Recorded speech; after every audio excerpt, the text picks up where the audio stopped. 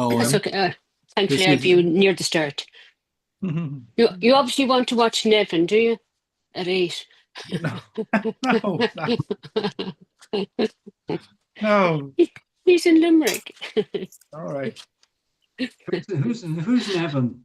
Nevin Maguire, the chef. Oh, sorry. He's doing a Christmas one tonight. Never heard of nice. it. All right. Well, for those of you out on YouTube, we're continuing our reading of Ulysses. Today we're uh, going to begin the chapter Proteus, or the episode Proteus. This is considered by many to be the most difficult of the chapters, this and Circe. The way we're going to handle this today is we're all going to get a chance to read from the beginning. And then once everybody's had a chance to read, then we will go back to the beginning and we'll have a bit of a discussion before we move on to other parts of the episode. And with that being said, I'm going to open my book. Am I ready?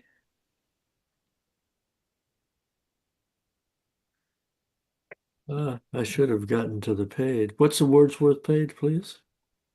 Joe? 34. 34. Oh, yeah. Okay, here we go. Ineluctable modality of the visible, at least that of no more.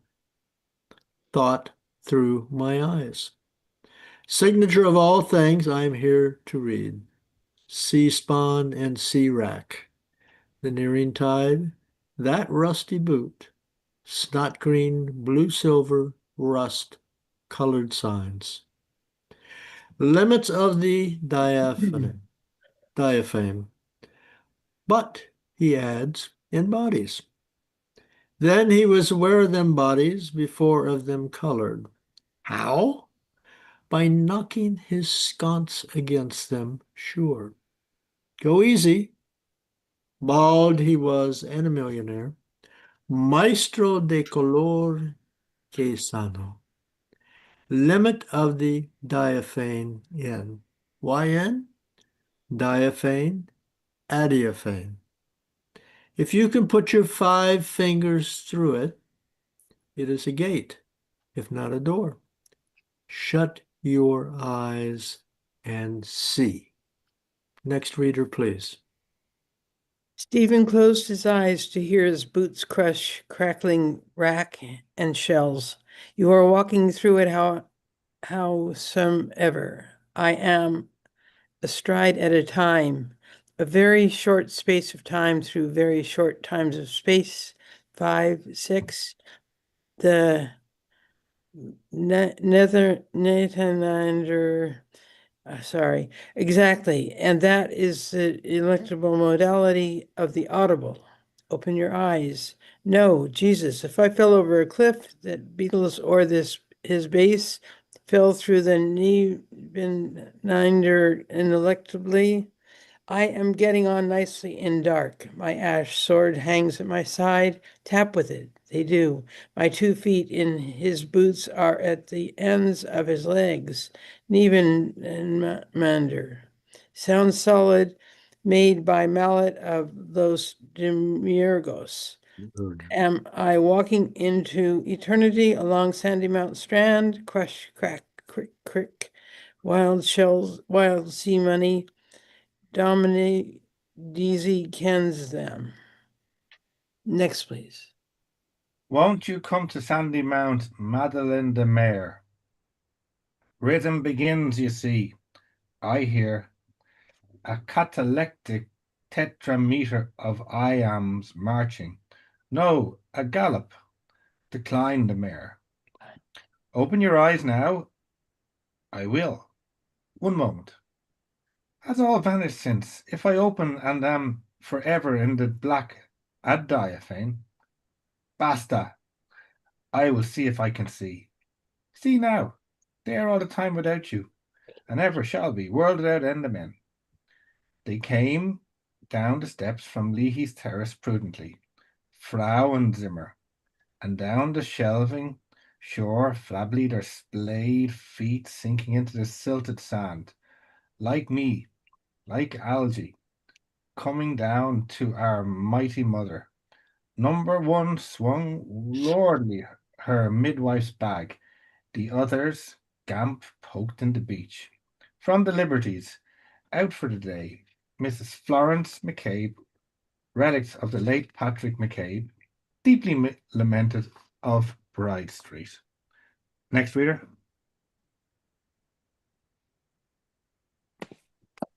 One for her sisterhood lugged me squalling into life. Creation from nothing. What has she in the bag?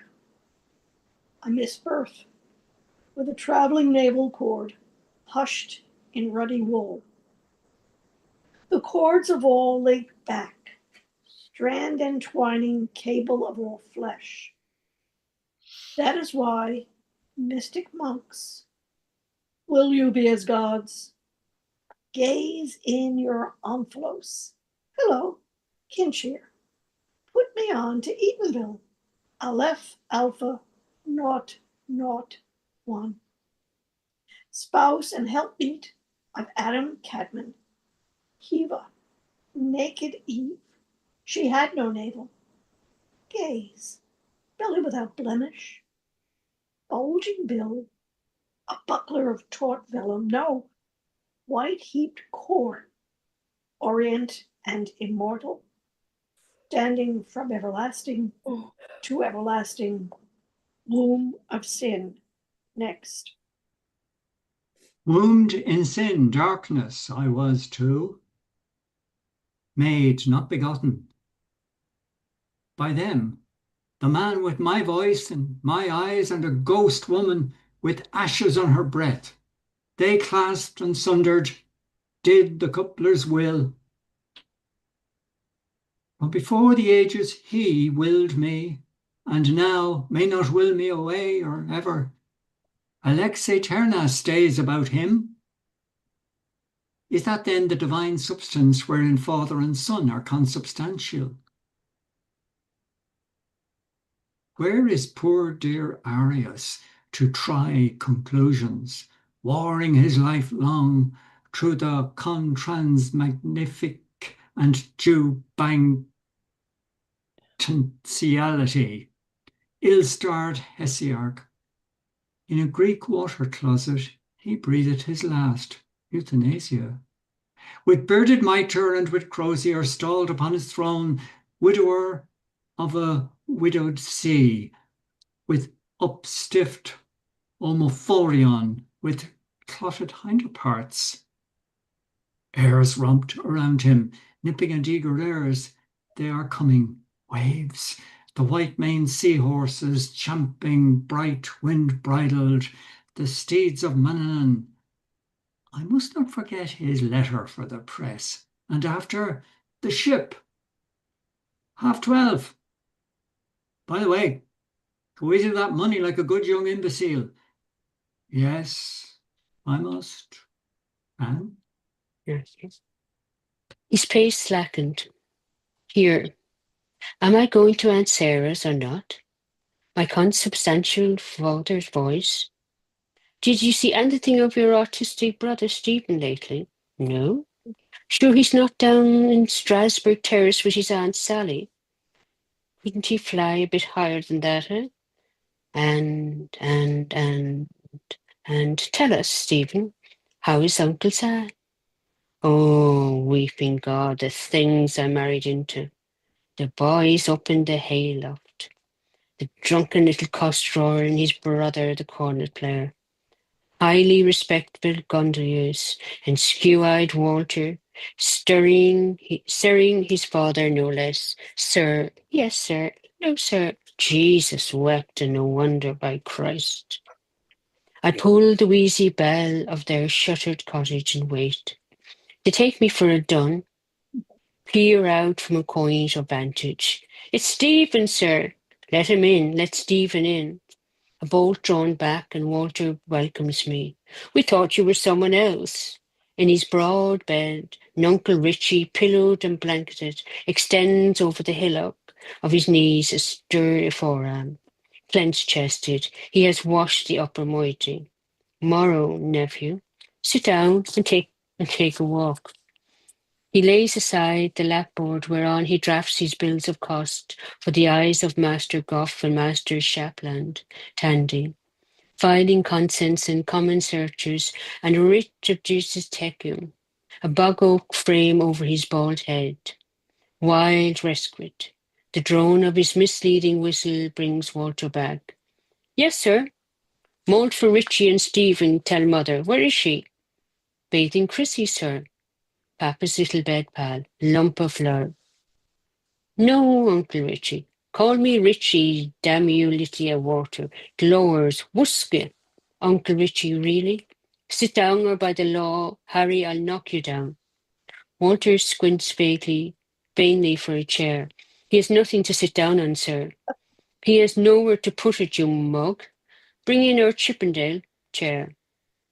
Would you like a bite of something? None of your damned lawdy-daw airs here. The rich of a rasher fried with a herring. Sure? So much the better.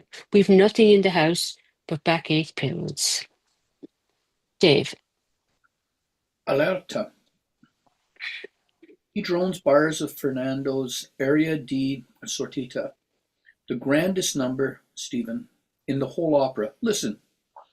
His tuneful whistle sounds again, finely shaded with rushes of the air, his fists big drumming on his padded knees.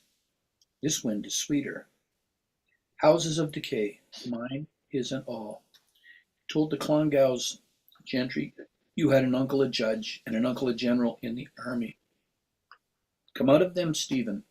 Beauty is not there, nor in the stagnant bay of Marsh's library where you read the fading prophecies of Joachim Abbas. For whom? The 100-headed rabble of the cathedral close, a hater of his kind, ran from them to the world of madness, his mane foaming in the moon, his eyeballs stars. Wynnum, horse-nostrilled, the oval equine Fax, Temple, Buck Mulligan, Foxy Campbell, Lantern Jaws, Abbas, Father, Furious Dean. What offence laid fire to their brains? Huff. Descende calve ut ne amplius decaveris. A garland of grey hair on his comminated head. See him, me, clambering down to the footpace, descend, clutching a monstrous basilisk guide. Get down, bald pole. A choir gives back menace and echo, assisting about the altar's horns, the snorted Latin of jack priests, moving burly in their albs, tonsured and oiled and gelded fat with the fat of kidneys of wheat. And yes, Sylvia? And at the same instant, perhaps a priest round the corner is elevating it. Dring, dring. And 2 streets off, another locking it with a pipe. Dring, a dring. And in a lady chapel, another taken housel, all to his own cheek. Dring, dring. Up, down, forward, back. Damn, Oaken thought of that. Invincible doctor. A misty English morning, the imp, hypostasis, tickled his brain. Bringing his host down and kneeling, he heard twine with his second bell, the first bell in the transept. He is lifting his, and rising, heard. Now I'm lifting. There are 2 bells.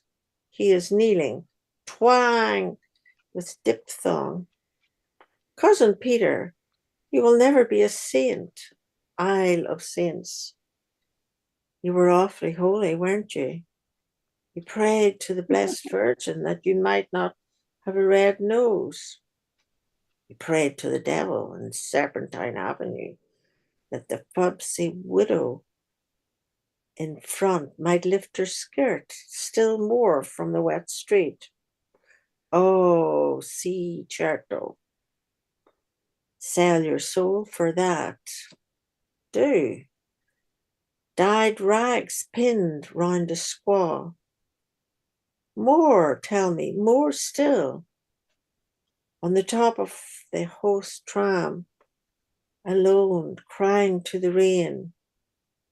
Naked woman, naked woman. What about that? Eh? Next. Okay, well, next is we will stop and consider what we have read.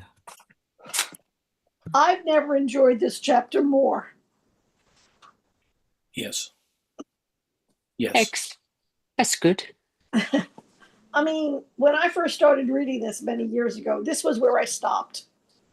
Oh, I'm talking 20 years ago. Whenever this book was published, I stopped at this chapter and only got back to it during the pandemic when Sweeney's was reading it. And it's even then it was hard, really hard. And yet now I think, as Joe says, you ease into it, you get a feel for it, and I can visualize a lot of it. I can see it, and I'm really enjoying it. Good. That's excellent. That's excellent. I have so many notes in here that I can hardly see the text. Yes, I have to. After all these many readings, I've got all sorts of notes. oh There you are, gosh. Katrina. Oh, That's it. dear. That's Yeah, it. competition. Yeah, that's yeah. Yeah. No, I'm the Oh, same.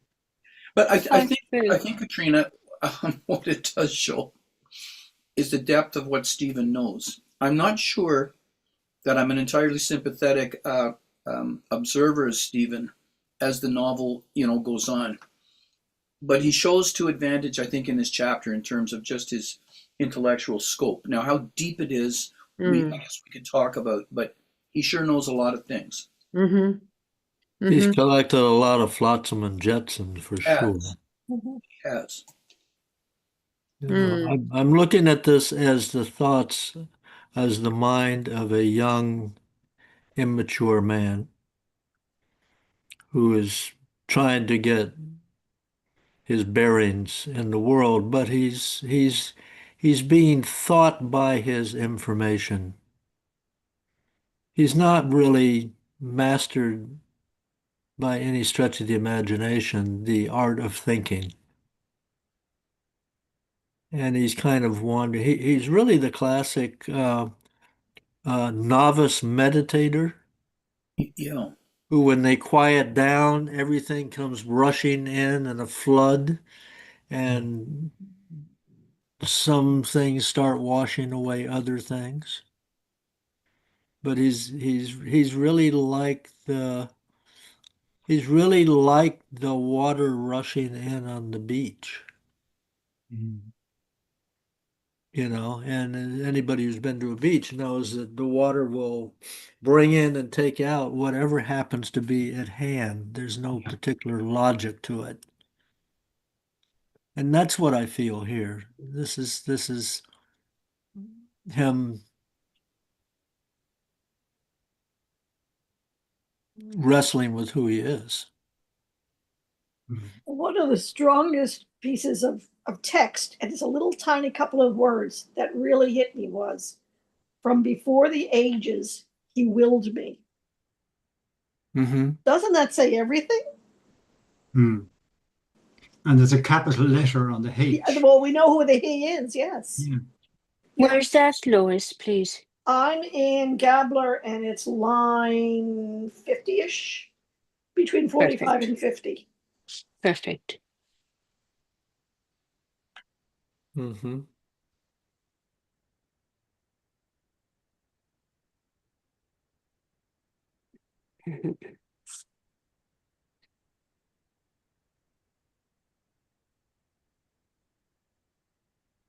See, we get it. This is in the first episode we have Stephen under pressure from quote unquote friends, guys who are going to help him drink his wages. In the second, we find him, in an okay relationship with a windbag, Mr. DC. He's given him a little job to do, and he does it. He's been kind to DC where he was stonewalling in the first episode, but here we see him on his own. So this is the real Stephen. And someone who I can't remember who once said that this episode is an example of the disadvantages of a university education. And that's your point, Duncan, that he's got all the names and the facts and the theories, but they're just a great big jigsaw puzzle rather than being at peace. But I managed to dig out a quotation from Joyce himself about this episode. He's talking about it, and it's very short. You catch the drift of the thing, do you? Said Joyce, you see. The episode is the struggle with Proteus. Change is the theme. This is the sea you were talking about, Duncan. Everything changes. Sea, sky, man, animals. The words change too. You'll notice, like this, I don't think we've read it yet, there's the word almost becomes a verb later on. Am I almosting it? I'm almosting it. Turns it into a word, and that's it. It's continuous change.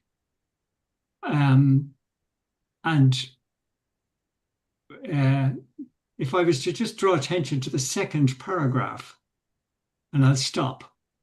The second paragraph, Stephen closed his eyes to hear his boots crush crackling rack and shells. You were walking through it, howsoever, I am. That first sentence is a narrator. Stephen closed his eyes. He doesn't say, I closed my eyes. And in the same paragraph, he moves into the first person. I am a stride at a time, a very short. So that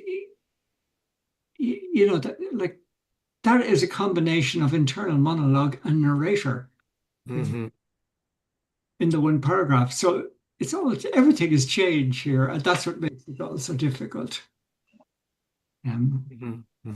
But ultimately so rewarding, Joel. But ultimately so rewarding. Well, the corollary of that, yes. This is my third time in 7 days to read this episode, and my heart did not sink when you decided we were going to read it, again. So that tells you about, that's fine. I welcome it, So what do we make? There's a lot to do in several of the paragraphs about fathers and sons. And it's sort of parallel track. He talks about Simon coupling with May, I think is his mother's name. May, yeah. Him. But then when you move on, you've got the capital H in him, capital H involved in the process as well. Yeah. Well, this is the consubstantial father. This is Father and the Son. You're in theology now. You see where the Son is consubstantial with the Father, the Son being Jesus Christ and God the Father. But I think he's also playing off that, isn't he? Isn't he? He's talking about theology and biology, because how often have you said something, Joel, that's come out of your mouth, and it's really your Father's voice? Oh. There you go. Yeah. That, and the older you get, the more like him. Yeah. I was at a retirement function once, and the guy said, I knew it was time to retire when I looked in the mirror and saw my father staring back at me. Yeah. And you took the words out of my mouth, Dave, because that's actually what I was going to say. Because now you look in the mirror and you see your mother. Well, for me, I see my mother. Yes, correct. And you'll be like, when did that happen? Yeah. Well, I would be bold enough to say that's the beginning. That's the beginning of wisdom, right there. When you realize that you are parroting things that your father or mother said. And you realize that I think I'm going to make a bold statement here. I think that the challenge for Stephen at this point is he knows a lot of stuff, but he doesn't really know which of the stuff is his and which of the stuff is other people or other events. And I think the beginning, this first page is extremely important because it's on this page in the beginning that he's actually in contact with the physical world. Yes. So this thing about, closing your eyes and see, this the hearing of the signature of all things I'm here to read. He's physically experiencing the world. Much of this chapter is not Stephen physically experiencing the things of this world. They are the repetitions and replaying of things that he has heard and seen and relating with other people. And Yes. I would tentatively make the argument that the thing that ultimately sets Joyce apart from other writers is not his knowledge at all. It's his ability to experience the world directly without the midwife of abstract thought and knowledge. Right. It's his, like this thing about walking along the beach, right from the very beginning. Signature of all things I'm here to read, blah, blah, blah. The rusty boot sees not snot green, blue, silver, rust colored signs. Then he was aware of them bodies before of them colored. How? By knocking his sconce against them. So these are all physical experiences, relatively unmediated by thought and words. Then he goes on into the Stephen closed his eyes to hear his boots crushing, cracking, rack and shells. To me, these are the clues to this chapter. This is the young Stephen. Now he loses it. As he gets deeper into the chapter, he goes into memory and replaying events. But in this particular contact with physical reality, I would propose is the Stephen that we ultimately know as James Joyce, who presents to us physical things in the world which we tend to ignore. And a lot of the pleasure, at least that I get out of reading Ulysses, is to hear somebody else presenting these physical facts.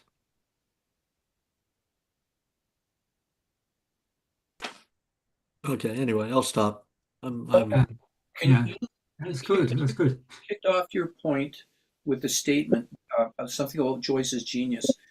It didn't quite percolate in. If you can remember it, could you repeat it? It has something to do with abstract and so forth. moi. Yes, you. Yes, Duncan. Okay, so in the beginning of this thing is the young Stephen Dedalus directly contacting the physical realities of the world, Right. sight and sound, Okay. and that this will ultimately end up to be the key to the mature Stephen Dedalus, the one who is able to write Ulysses Okay. and to form Ulysses around a lot of physical facts. I think I have to mute our Mr. Sullivan here, if I'm not mistaken. You just have to put him on silent, yeah. Yeah. Okay, there we go. No. Come on. For some reason, he's a tricky fellow. You can't mute him. This is unusual. Oh, Anyway, he's muted himself. nice. Yeah. Okay, so I'll just say this is the Stephen, this is the James Joyce that we come to love and admire. Yeah. And these are the early clues. The early clues that he is able to experience the world more directly than most. Right. He's able to go into details, physical, emotional details that most people don't notice or gloss over. Thanks. He loses this as we go deeper into Proteus. Hmm. And he starts spending more time in abstract thought and memory. Right. So that's just my point of view for the moment. Yeah. But I think there's a good chance it'll hold up. Right. Another question, I guess. The people that he sees walking onto the beach from, I think it's from the Liberties, and I think it's maybe McBride Street. Are they the same women that we see later in the chapter? From And Leahy's Terrace, isn't it? But he mentions women on the beach again, doesn't he, later on? Yeah. Are they the same women? I think so. Yes. yeah, Yeah. they're the same women. Yeah. Yeah. And they're Because also the women in the parable of the plums. and yeah. What makes you think that? The two old ladies. What makes you think that? Um, you know, you would ask me that. Okay. You know what? You can tell me. Wait till we start. Till we do that Yeah. chapter. Till we do the Aeolus chapter. That's good. So lots of time. Yeah, but I'm pretty sure that they're the same women. Yeah, I can't remember why, but there is Did he mention names or something at some stage? I Yeah. think for their dress. keep our eyes open for it. But like I remember that question coming up before, and we decided yes, they are because I can't remember Okay. why though. Well, let's see. There may be some lights go off at some point. Second question about these women. Is he speculating that one is a midwife? Oh yeah. Yeah. So he doesn't know that for sure. Oh yeah. They're only electric currents running through his head. He doesn't know them. Right. And then just before he talks about his dad, I think, and this consubstantial father and consubstantial son, we got this business of the umbilical cords, where he's sort of, am I right in saying he's kind of following the trail of umbilical cords back to Eve, who didn't have one? Yes, yeah. That paragraph, spouse and helpmate, Adam Caedmon. Do Right. people know who that is? That's our old friend Adam. Right. Okay? And Heva, that's another word for Eve, Adam and Eve. Mm-hmm. She had no navel Correct. because she wasn't born. She was made. This is the whole idea that our Correct. original parents, Adam and Eve, had no navels Right. because they weren't born. You see, so there's the navels begin there, and it's going on. But could I just ask, is everyone happy on the Nacheinander and the Nebeneinander? Mean understanding of what those terms mean? Yeah. Does that mean one step after another? Yeah, well, you could think Nach means one after the other, and Neben, think of neighbor, Neben, they're line Side of by breath. side. What this is important because he's telling us about his own writing that sound is one after is an Indian file.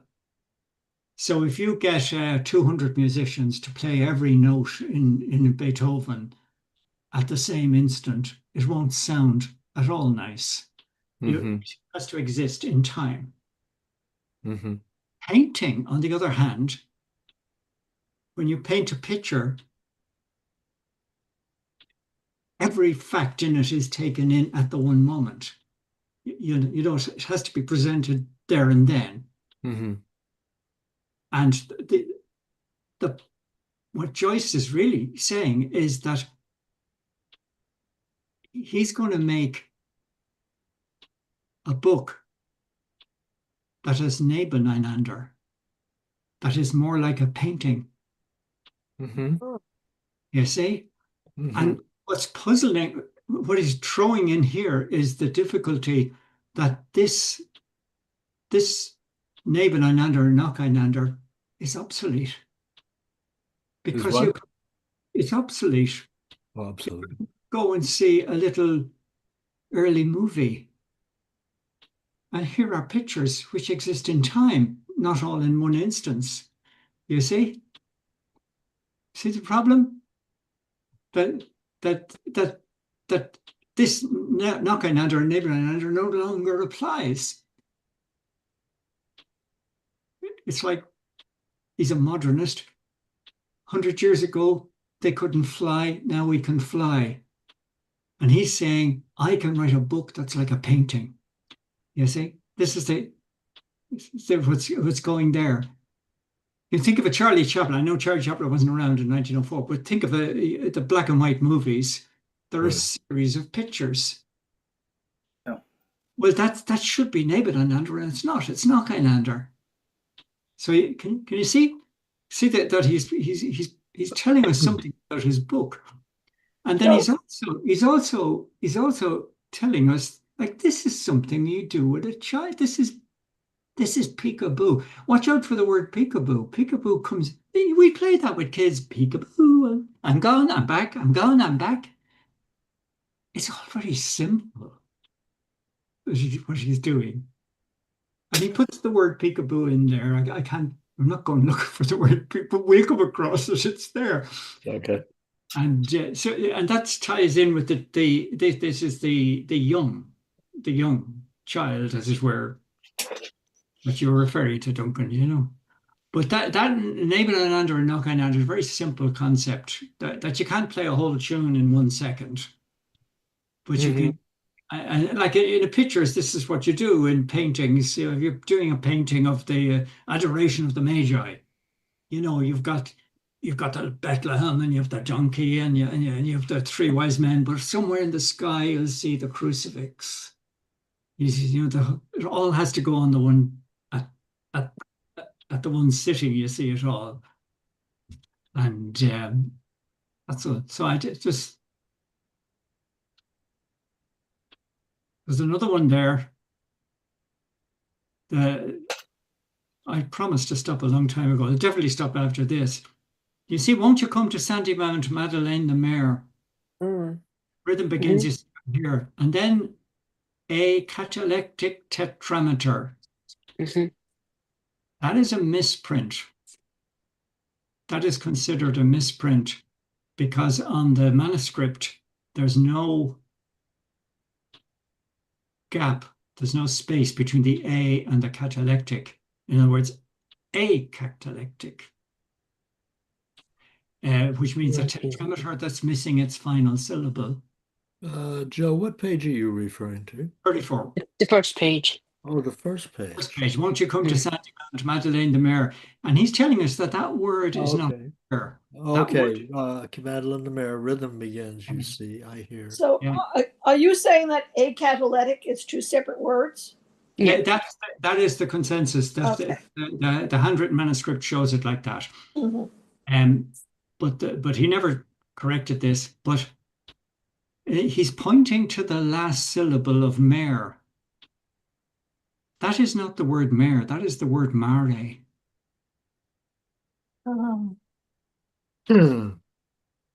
Okay. Decline the mare. Anyone remember in portrait? Decline mare. He's remembering school. And he's at the sea. Mare is the word for sea, isn't that? Right. And it's declension. Yeah. You see, decline, and he's declining is what he's playing with with Madeleine Lemaire, the painter, her name. You see, and deline and decline. Well, she delines things, and like in school, we declined mare. So that's playing along. This is where the priest goes slowly more and more angry because the boys can't can't decline the word for sea. And then one of them hits the, what's the plural? And one thing you know about the word mare is that it's a third declension I stem noun. And the plurals are IA. Maria is the word for seas. And all the kids learn to remember that. The plural of sea is the mother of God, Maria. And some guy says there is no plural. And the priest is hearing there is no mother of God. And he goes AWOL, he goes mad with the boys. And this is multiple things going on here, but that acatalectic tetrameter. Mm-hmm. So of iams and they're missing the last syllable or not. So that it gives you some idea of the depth of Stephen Dedalus' thought process. And I'm stopping. I'm going on mute. I don't. Don't go on mute. Oh,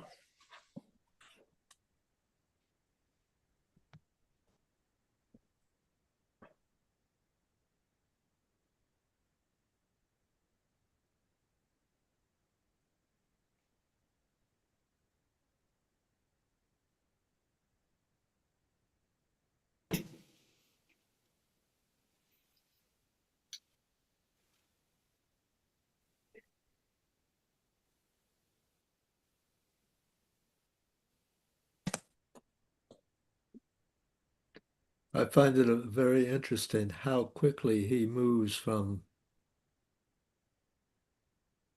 contacting physical reality to going into abstraction.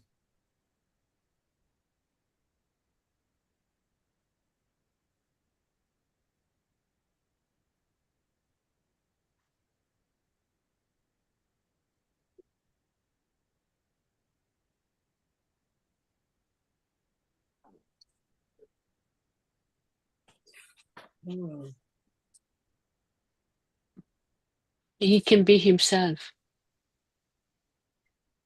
He can be himself. Because he's on his own. So he doesn't have to, well, like when he's in the library, he has to show himself to be very educated in doing the Hamlet thing. Earlier on in the tower, he has to wrestle with them and explain himself all the time. But now he's on the beach alone, so he can be. He's fully He within just, himself. He's not yeah, playing off against Buck Mulligan. no, or He's not anybody playing else. off against the students. He's not playing off No, against against. Mr. Deasy. So, on that point, does he actually visit Uncle Richie's place? Yeah. Or is he remembering a visit to Uncle Richie's place? I think he's imagining a visit. Yeah, I He's- think he's imagining. Fair enough. So he stays on the beach near, is it Strasbourg Terrace? Leahy Terrace. Sorry? Only No, Strasbourg. Strasbourg Terrace, yeah, and things. You know, this is a very easy thing to experience for yourself. Yep. Okay. So, for example, Dave Little, I know that you like to go walk out in the frigid cold around Winnipeg. Okay.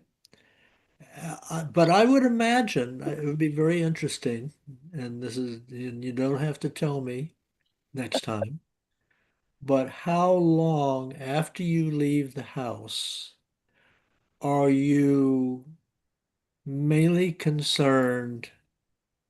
Hold on, are you mainly concerned with the physical sensations of your environment as opposed to wandering somewhere in your head to some memory or some project? Or, I mean, you may be the exception, but most people cannot really do that for more than 10 or 15 seconds. Cannot stay in the physical reality. That's a good point. I totally agree. And I think this is particularly true of a young fellow like Stephen Dedalus. Where the ideas are exploding like popcorn in his brain, right?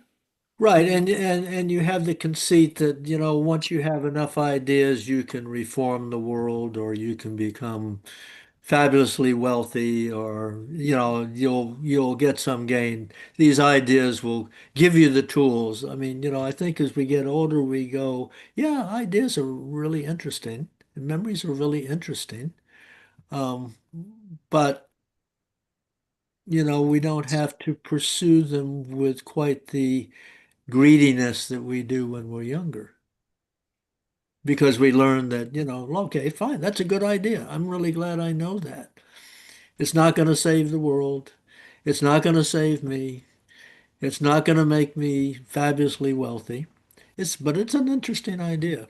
So, at least for myself, I find myself paying more attention to the actual physical reality or that I'm embedded in. So he is a smart young fellow. But I'm still fascinated by the fact that he moves so quickly when he's on his own, from physical reality, analyzing physical reality, to memory and abstract thought. Right. And so it makes you wonder, really, Joe. I'm glad to see that you have unmuted yourself. I just thought I'd throw that in. Um, I guess the question then is how active he is or how passive. In other words, I know these ideas are originating from his brain, so he's active to that sense. But as you say, once I leave my house and I've gone about 100 meters, I'm not consciously willing myself to think of things. I'm washed over by ideas. And the reason I mention this is Joe talked about the sea. So is he getting washed over by his own ideas like the tide coming in? Yes, I So think yes. which in a sense he's the passive recipient of what his brain is producing unprompted. He's running the tapes. Yeah, He's yeah, running the tapes. He's recorded all this stuff. He's recorded all of his studies. He's got all these memories, and the tapes start willy-nilly bobbing up, yeah, it's true. and they're pretty random. Yep. As our thoughts, although it would be interesting. We don't have time to see if there is some sense that dominoes are falling, that you can actually trace the progression of his thought, that one thing trips another thing, trips another thing, that there's some kind of logic. Yeah. So for instance, I mean, as an instance, he's talking about the string of umbilical cords going back to Eve, and then he talks about his own situation, consubstantial son of consubstantial father. And so that there's a logical kind of link there, even though he's probably far away from what he started thinking about. I'm not sure I would use the word logical, but there is a link. Fair. I stand corrected. Yes. It's very much like a dream. Yeah. Initially, Stephen is very mindful of where he is. Right. And what is happening, insofar as, in Buddhism they tell you to do like the mindful walk, because I walk an awful lot as well, and you actually basically you're doing what Stephen is doing here.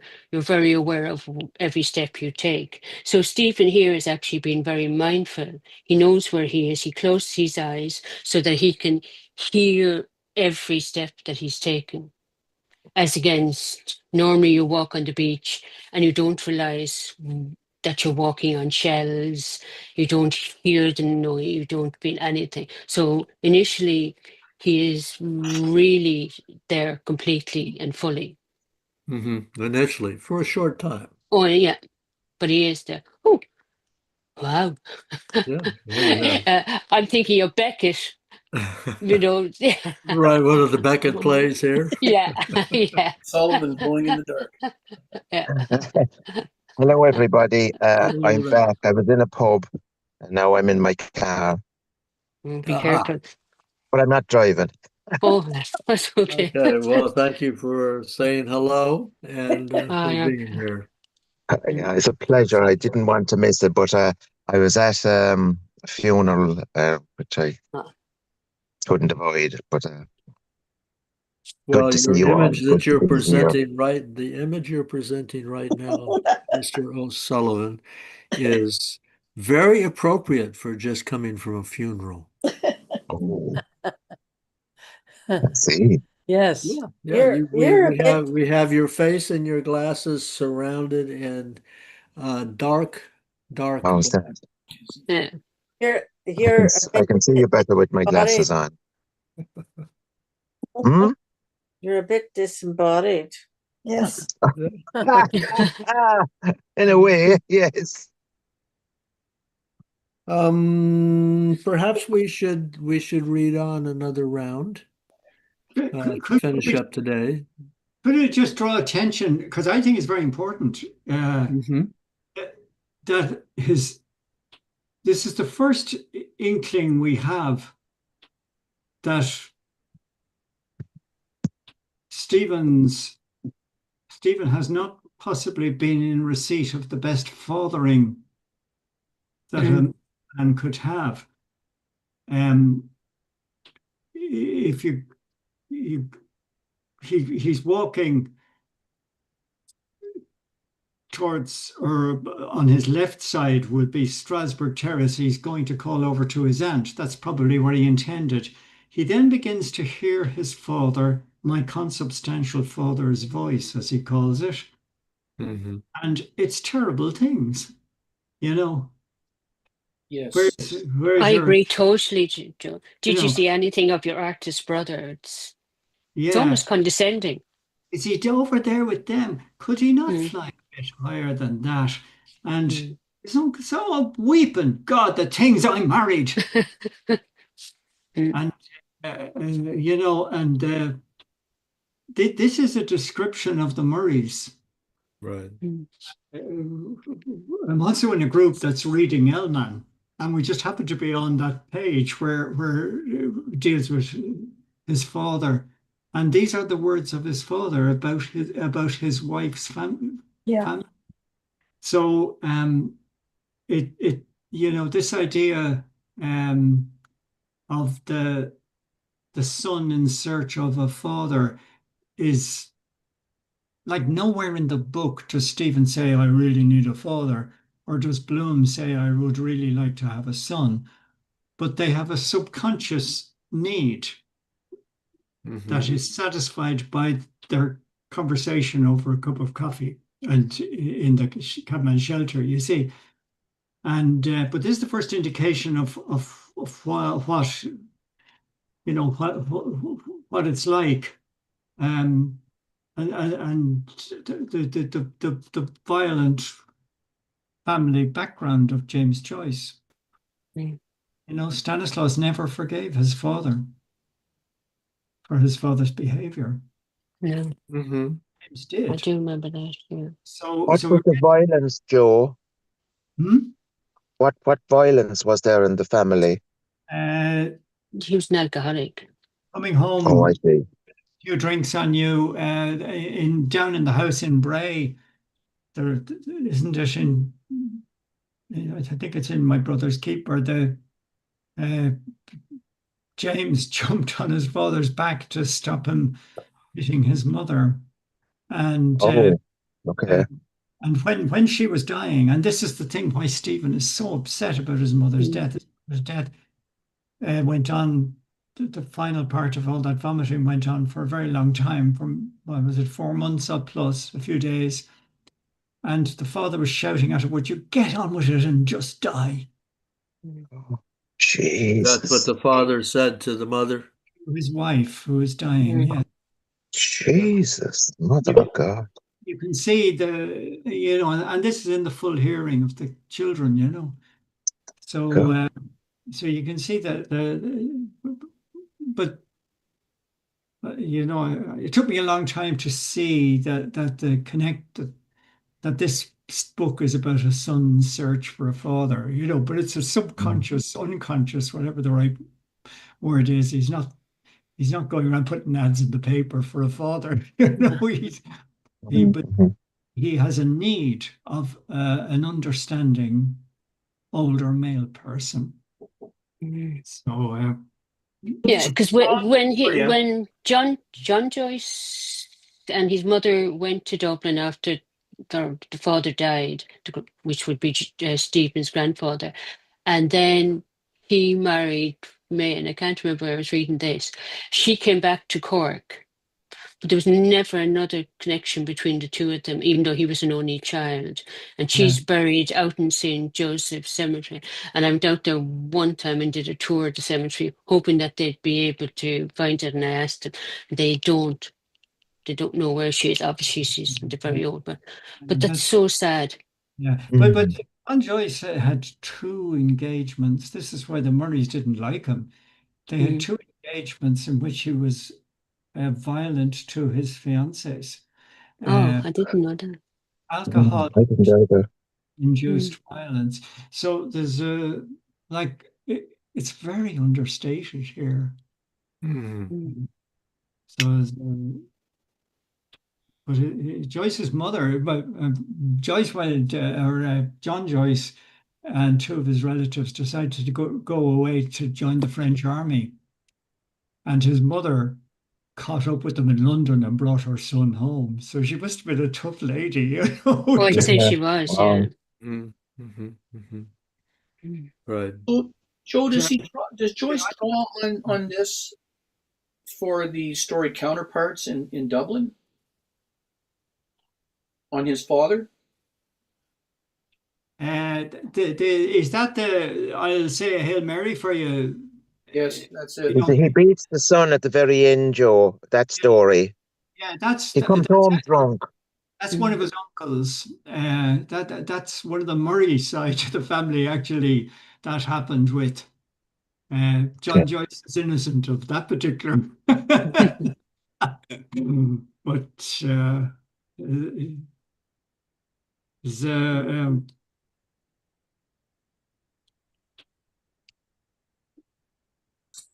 yeah, like Joyce, Joyce's father was, he was a tax collector.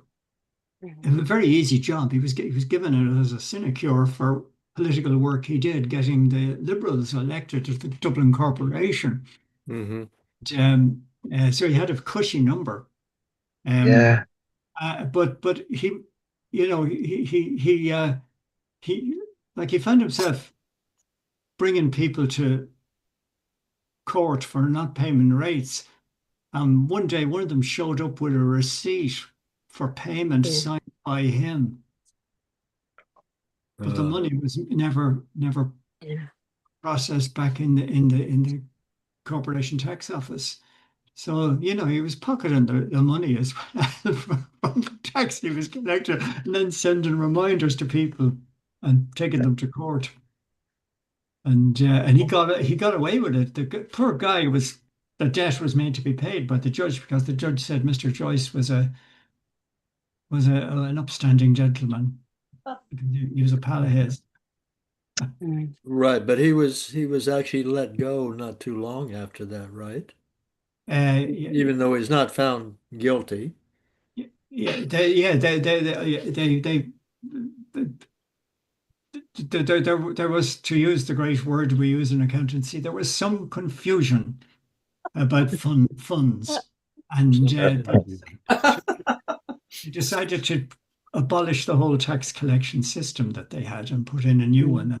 I mean, they got rid of them all, but that was their way of getting rid of the likes of him. Either get rid of them or promote them. And Joe, was this under I mean, is he referring to under the British or the Irish? Oh, it's only, Must this is in the 1890s, it's yeah, yeah. yeah. But that's terrible. I mean, you just listen to that conversation. And don't Mm. forget, Aunt Sarah is Josie Murray. This is Joyce's favorite aunt. Mm. Mhm. And if Aunt Sarah is Helen of Troy, you see, because Helen and her husband Menelaus were back home. This is what Nestor says. The one good thing Nestor does, he says to Telemachus, go across the Tagetes mountains to Helen and Menelaus are back. They might have information about your father. And then, well, when he does that, he gets the story from Menelaus that he too had been looking for information about So his. that's the only way that Josie or Sarah is Helen of Troy, because Helen of Troy caused the whole war. No, Helen is a victim of the war as well. She is the prize of Paris. She was led astray by the goddess as a reward for Okay. other matters. So, but in Homer, Helen is a very uh, what would you say? A character you have great sympathy for. But she's also beautiful, Helen. And Joyce makes his Aunt Josie beautiful Helen. And when he sends the book to her, she says he doesn't think it's worth reading, So, and Sarah, Right. we had And this last week. Sarah and Sally are the same, right? Sorry? Sarah and Sally are the same. We had this Yeah. conversation last week. Yeah, they're the I same. know. I'm just checking in with you. Just want to make sure that I remember correctly. They're the Yeah, same. I have a sister Sarah, and we call her Sally as well. Got her. So it must be right. But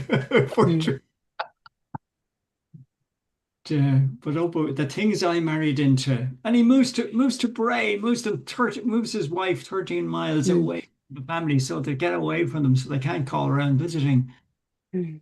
It's kind of how anyone ever got married. Why anyone ever got married in 1904? Certainly if they're female. She was so much younger than him as well. Yeah, and she died so young. Oh, she did. She was only in her 40s. She only got half a life out of the guy. Yeah. Because, anyways. And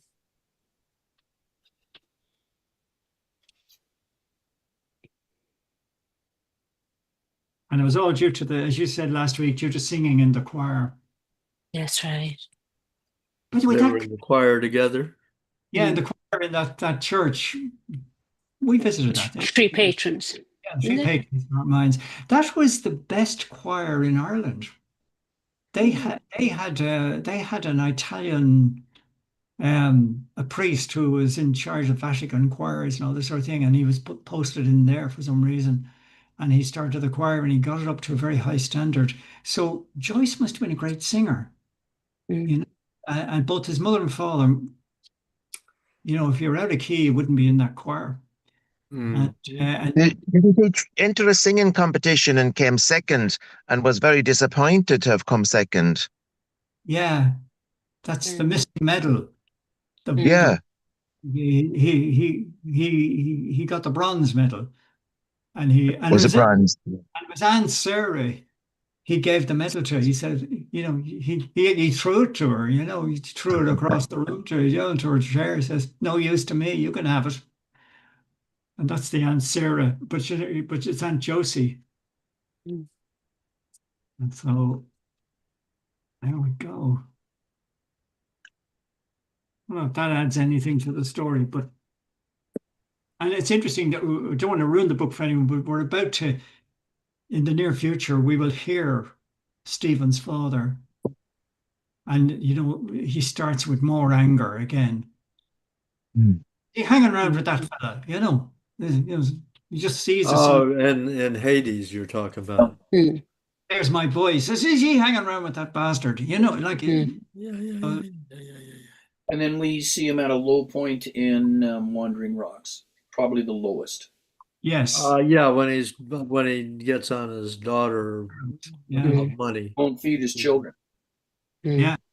He's got money he's probably pawned the curtains, you see, to get money to drink. And let them look after themselves. So, But there are people that are totally feckless. You know, I have a friend, I mean, she's dead now, but her husband never paid the rent. And they were always one step ahead of the bailiffs. I mean, in the end, she left him, and then he committed suicide. yeah. See, just to make you feel really bad. yeah, like John Joyce inherited a lot of money. A fortune. Mm. A 500. fortune of money. I had no idea what £500 in the 1860s would now be worth. A lot, I'd say. We could It, look at it was, and then he got £1,000 for turning 21 from his grandfather, was it? This- So They owned it. I did a tour one time. They owned it literally whole streets, blocks of buildings. yeah, In Cork. That's, yeah. yeah, I mean, that's what fascinates me. How you could actually, I know he drank a lot, but how you could absolutely drink this. It would be difficult to do now. yeah, It's yeah. fascinating. I don't think so, and with the price of a pint. Yeah, there Well, you was, see, I suppose if you're drinking, you're kind of buying rounds for this Oh, one and yeah. that one, and you oh, don't care where your money goes. I think you can get taken advantage of, you know. So I'd say to be Mm, more than just the alcohol itself. yeah, it is. fascinating. Yeah, like those guys, Buck Mulligan and co. are trying to do this to his son. Mhm. Yeah. Mhm. Like you'll end up buying drink for the whole pub, Mm. Well, and Stanilis then does blame Buck Mulligan for putting James Joyce on the drink. yeah, Right. For putting For James to the scene. introducing him to drink, to alcohol. Uh, well, maybe I'm wrong, but I mean, if it hadn't been for Mulligan, it would have probably been for somebody. I think the whole social climate yeah, leaned in that direction. yeah. Like there's no radio, there's no television, there's no internet, there's no electricity. So how do you socialize by going into places? You go into music halls, you go into pubs, you meet your pals, Mm. and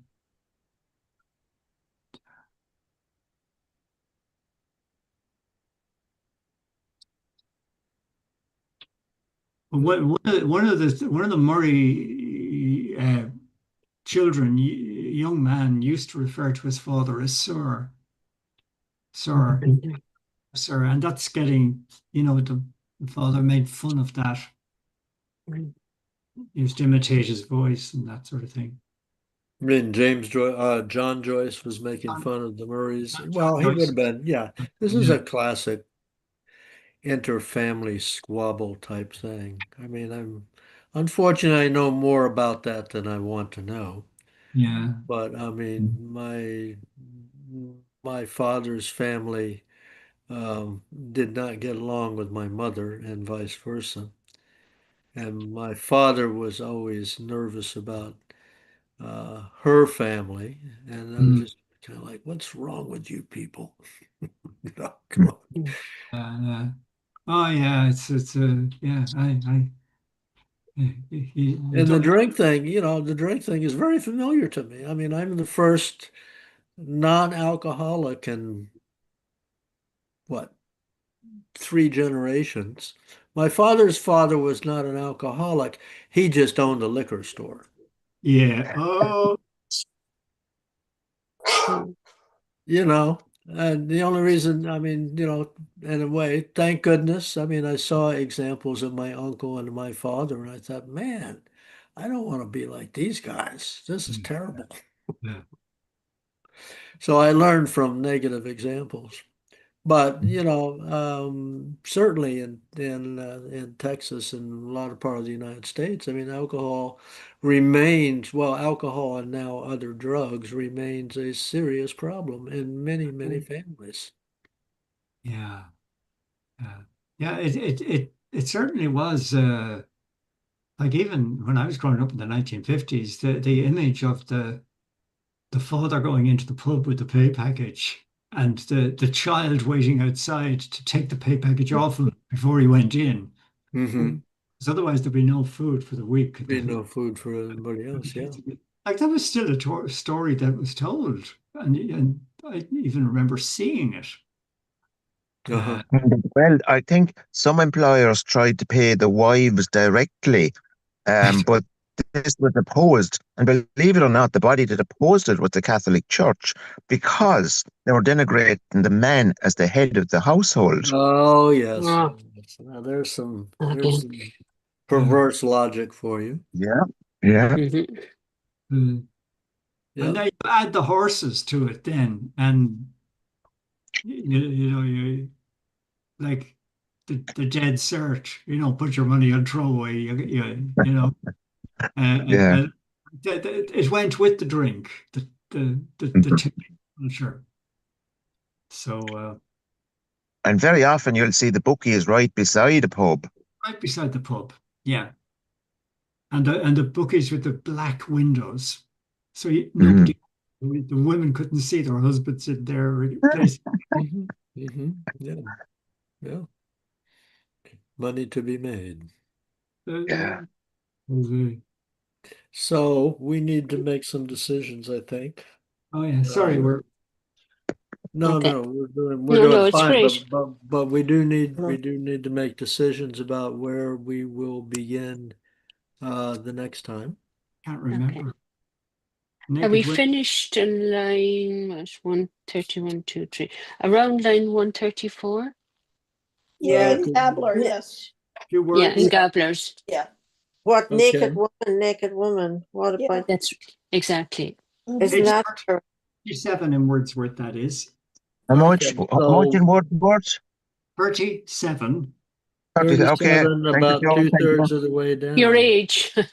Okay. Yeah, my age. That's right. 30. There you go. Okay, so we're going to start with what about that? What else were they invented Yeah, for? I guess so, yeah. They invented for it. Oh, God. Okay. Well, I think it was important that we did what we did today. That, Mhm. but that whole context that you gave, Joe, is just so mind blowing. Mhm. Just trying to get my head around it. The amazing thing is that Joyce and his father made it up. Mm. Mhm. And like he really got on well with them. So so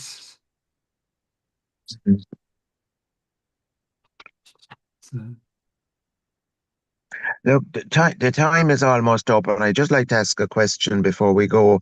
It's not related to Joyce. Okay. Maybe Joe, you might know the answer. Have you any familiarity with Town Lodge in Dublin? no. Okay, okay. What's what's it what is it, or what would you know I it for? I came across I came across my grandparents' marriage certificate, and they were married in Dublin to my astonishment. Ah, And my grandmother has given her address as Town Lodge, Town, and they were married in I think 'twas the Church of Foxrock. right. Now I've Googled it, but I'm not coming up with much. I think Yeah, there's an area called Town. yeah, the Hunstown exists, and it's down there near Cherrywood. It's like that would be all redeveloped. St. Lawrence's College is near there. It's Okay. so you're in Fox Rock, which is very different Yeah. than it was. The Druids Glen would be nearby. You might know about that. Um, Loughlinstown, I suppose, might be the nearest thing we have to it. Cabinteely, Okay. But Okay. Yeah, Cabinteely, that's it, Joe. Yes, yes. I don't have the document in front of me. Would that be a sort of a wealthy part of Dublin? it would have been very wealthy. You're into Fox Rock there, like Yeah. uh, a They lot of must have sold, they must riff. have sold off land. That Cabinteely, was that some sort of an estate? They must have sold Oh, off. yeah, they were all fine big houses of the great and the good. But there's a Mm, lot of ordinary houses the likes of me would live in now, and okay. it's still, Fox Rock still carries an accent, and Mm. Okay. it's about what 3 miles from Dunleary inland. Okay. You're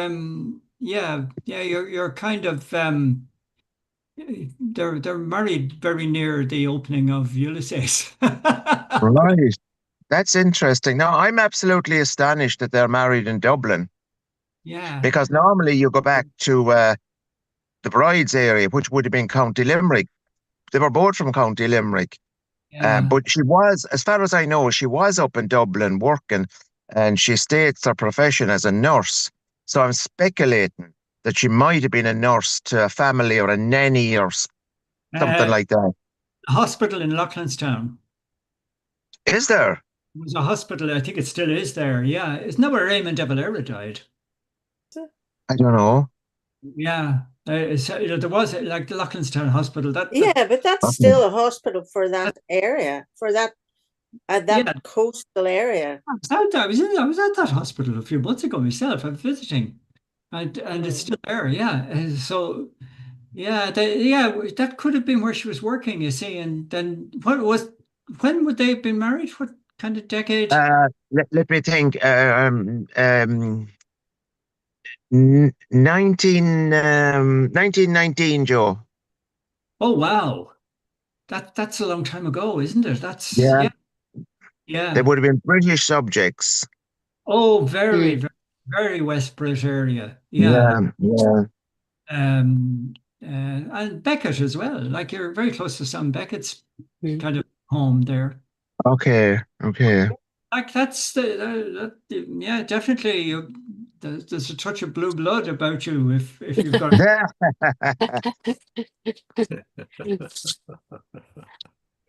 You'll have to go No, back up to Dublin. no, I don't think so. You see, my grandmother, she was born in rural County Limerick. She left it and got a job up in Dublin. Um, Again, to quote my father, they told us nothing. No idea how she would have made her way up to Dublin and found a job there from County Limerick. Mm. Yeah, yeah, yeah. It's a bit like Nora, isn't it? Nora Barnacle, sort of Oh yeah, from Galway. yeah. No, yeah. Alrighty, well, our time is at an end for today. Thank Okay, you. thanks for that, And Joe. we will start. Thank you for indulging Okay. me, folks. Okay. No. There is Shakespeare tomorrow for those who are interested in Shakespeare. We're Yeah. continuing with The Tempest. Yep, I'll be And there. thank you all very, very much. Yeah.